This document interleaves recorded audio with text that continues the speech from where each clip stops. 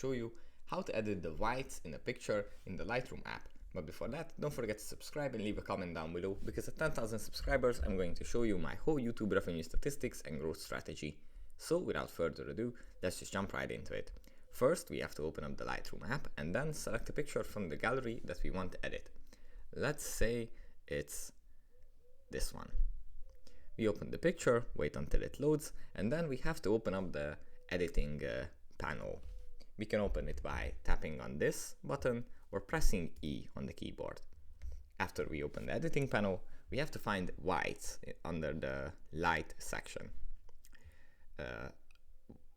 In the whites option, if we move the slider to the right, then the whites are going to be brighter in our image, but if we move it to the left, then the whites are going to be darker.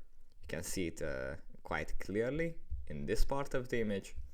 If I move it to the right all the way, then this the whites in this picture are going to become very, very bright. But if I move it to the left completely, then the whites in this image are going to become dark. So that's pretty much it for this video.